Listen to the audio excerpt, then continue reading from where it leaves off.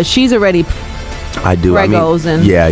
That was unfortunate. No, I get heavy on a couple drugs, but this is more about me and Serena. So I gathered that. But I wanted to make a song. you don't want it to be- Well, it's funny because when I make songs about women, I also make songs for them. So I know what kind of song to make. If I'm gonna talk about them, I'll at least do them the justice of making them a song that they like.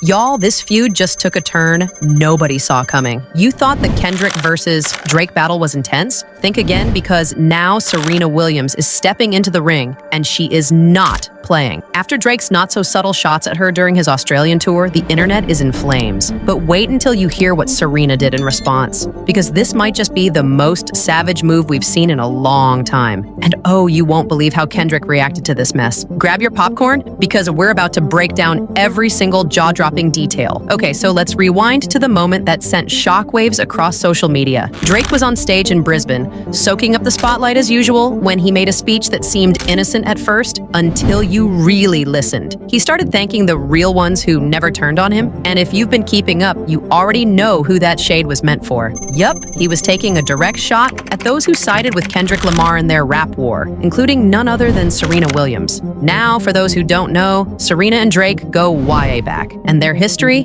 let's just say, it's messy. Flashback to 2011, Drake was still shaking off his wheelchair Jimmy days, trying to cement himself as hip-hop royalty, while Serena was already dominating the tennis world. And let's be real, Drake was obsessed. He tweeted about her, showed up courtside at her matches, and by 2015, we had actual photos of them making out at a Cincinnati restaurant. But as we all know, Drake's relationships have a habit of burning out fast. By late 2015, Serena had moved on to Reddit co-founder Alexis Ohanian, the man she would eventually marry. And while Serena was busy building her empire, Drake was out here doing what he does best, turning heartbreak into music. He even hinted that his song Too Good was about Serena. Fast forward to 2022, and Drake took another shot, this time at Alexis. In middle of the ocean, he straight up called Serena's husband a groupie. And Alexis? The man handled it like a king, simply tweeting that he was proud to be his wife's biggest fan. But this was the final straw for Serena. Now, here's where things get wild. In 2025, Kendrick Lamar delivered one of the most electrifying Super Bowl halftime performances ever, and guess who was there? Serena Williams. But she didn't just show up, she made sure the world knew where she stood. During Kendrick's performance of Not Like Us,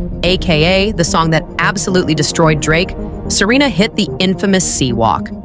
And if you don't think that was intentional, think again. This was her way of making it clear. She was Team Kendrick, and she was not here for Drake's antics. And let's just say, Drake was not happy. So what does Drake do? He goes on tour and starts throwing shade left and right. He's clearly still in his feelings, and this whole thanking the real ones speech, yeah, that was his way of calling out people like Serena who turned on him. But here's the kicker. Serena didn't just sit back and let it slide. Oh no. Sources say that when Serena heard about Drake's comments, she was livid. We're talking full-on rage mode. One insider even said she felt disrespected, not just as a woman, but as a mother and a professional athlete. Like, girl has won 23 Grand Slams, but this is what Drake wants to focus on? And if you think Serena was about to let this go, think again. Word on the street is that Serena immediately reached out to her industry contacts, making sure Drake knew he had crossed a line. And while she didn't go on a Twitter rant or drop a diss track, because let's be real, she doesn't need to, she made it clear that she wasn't here for the nonsense. Meanwhile, Kendrick,